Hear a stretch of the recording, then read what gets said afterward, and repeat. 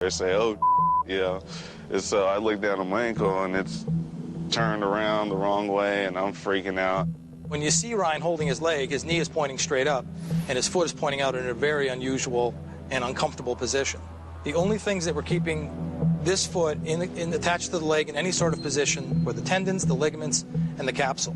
The bones were no longer working as the struts that hold the ankle in place. Here's how it happened. The two defenders trap Howdrell, creating a giant vise.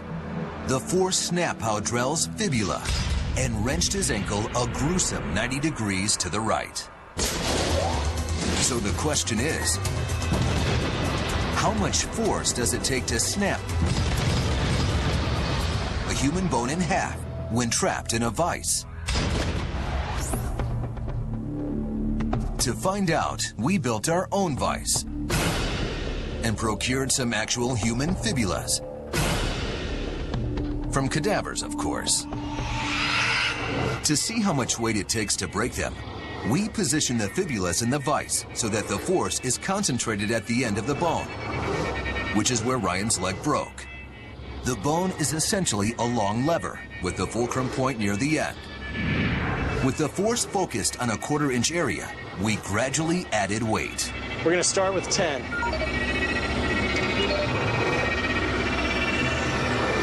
20.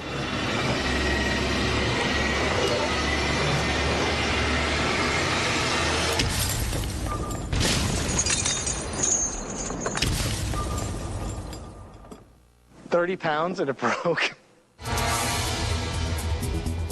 On average, these fibulas only supported a weight of 22 pounds.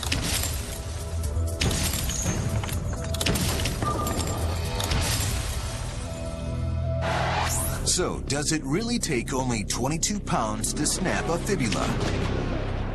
The answer is yes, if, like in our experiment, you're able to isolate the bone. But Ryan's bone wasn't isolated. His living bone was surrounded by ligaments and the larger tibia, which provide structural support. But even with this built-in protection, scientists approximate it took just 100 pounds of force to snap Ryan's fibula.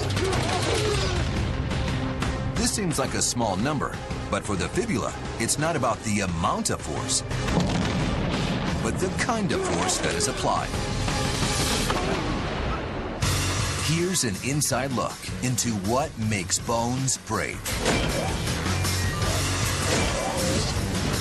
When placed under tensile stress, like the force applied to a rope in a tug of war, the ultimate strength of a 20-year-old bone is nearly 65 times greater than concrete. But when bones get twisted and torqued, or when the force is applied to a small area, even the strongest bones can fail. In Ryan's case, trapped in a vise by two defenders who applied a twisting pressure, it took only 100 pounds of force to snap his fibula. So how do you fix a break like this? With something stronger than bone or concrete?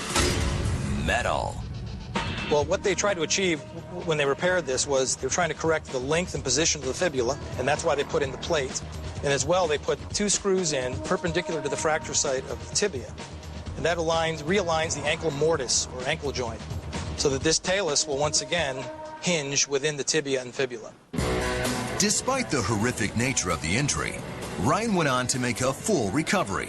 And nowadays, he uses the gruesome video to torture his friends. When they see the video, then everyone gets disgusted. But I like to watch it. Even surprise people, like, look at the TV, you know, and I'll click play and they'll start playing. And I think it's funny. Next, this 4'10", 100-pound jockey got kicked in the heart by a 1,000-pound thoroughbred. How did she survive? To investigate, NFL All-Pro linebacker Joey Porter swings by for some hammer time. And later, can you really feel someone else's pain? Coming up, an all-star lineup of athletes gets put to the empathy test. It's all coming up on Sports Science Field Warriors.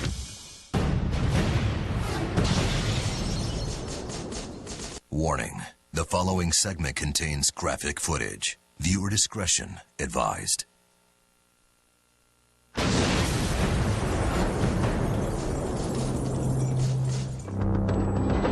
One of the worst accidents in horse racing history occurred on August 30th, 1993. Jockey Julie Crone was riding a horse named Seattle Way. Julie was making a move down the stretch when the horse to her left suddenly veered into her path. Seattle Way stumbled, but didn't go down. Crone wasn't so lucky. Trampled and kicked around like a rag doll, Crone could have been killed. So how did this 4'10", 100-pound woman survive getting run over by a pack of 1,000-pound animals? To find out, we want to hear it straight from the horse's mouth. So we brought in Julie Crone. With over 3,500 victories and $81 million in earnings, she is, by far, the most successful female jockey in history. But that day in 1993, Crone's luck ran out. Merged with the lead. On the outside, Win-A-Lot. Bonnie is right there. Really gray zone, stumbling, going down there. A bad spill. I was in the air. I was looking back at the horses and the whole field coming at me. And I was like, oh, this is not going to be good. And it like kind of snapped my neck, and her back leg came down and hit my arm. My arm was like plastered onto the turf course. By then, I think I had already had a concussion, compressed my vertebrae in my neck, and had a compound fracture fragmentation on my ankle, and I cracked my hip. I tore my cartilage in my knee. That laundry list of injuries is bad enough, but the final blow could have killed her. A kick to the chest, a blast right to her heart. How did Julie Crone survive this potentially lethal blunt force? It's very difficult to estimate the magnitude of the forces that were applied to Julie's body. Dr. Terry Smith studies impacts in sports, including horse racing. We have a horse that weighs at least 1,000 pounds that could have been traveling as fast as 45 miles an hour. Depending on where the hoof is in the gait cycle of the horse, scientists have calculated that a horse kick can generate between 2,500 and 3,500 pounds of force. We can't estimate that it's about equivalent of being struck in the chest with a sledgehammer. A 10-pound sledgehammer can simulate the force of a horse's stampeding hooves if it swung fast enough. So, to simulate Julie's accident, we had to find someone who's strong enough to swing a sledgehammer as fast as a thoroughbred's leg. So, we recruited NFL All-Pro linebacker Joey Porter. Joey and the sledgehammer are playing the part of the horse. Stepping in for Julie Crone is our resident piñata, Crash. I would like to think that I can hit hard as a horse. Well, I'm confident that you can. To generate enough force to replicate a horse kick, Joey needs to get the 10-pound sledgehammer accelerating to at least 20 miles an hour.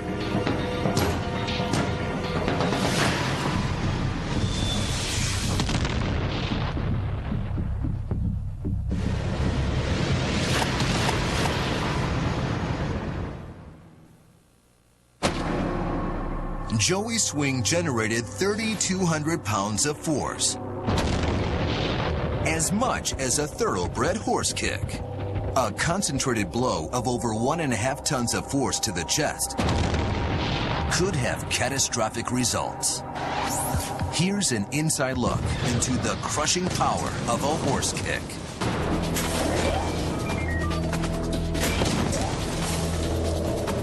A massive impact to the chest results in a myocardial contusion or a severe bruising of the heart muscle. This in turn could cause internal bleeding, congestive heart failure, and even the rupture of the heart chamber wall. Blunt force trauma to the chest like this should be fatal. So why didn't Julie's heart explode? How did she survive this potentially devastating impact? Her life was saved by an item she had only recently added to her wardrobe. a flak jacket.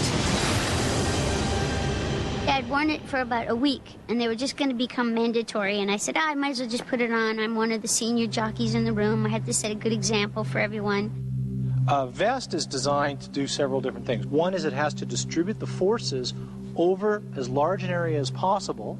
And secondly, it has to absorb impact energy so that that impact energy doesn't get transmitted into Julie's body and start causing injuries.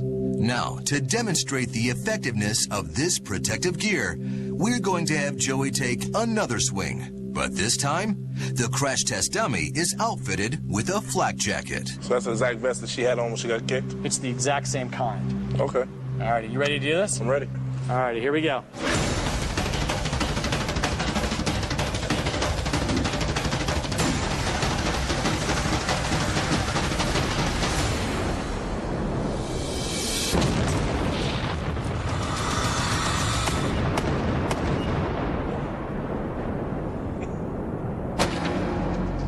Sensors inside the crash test dummy reveal that the 3,200 pounds of force generated by Joey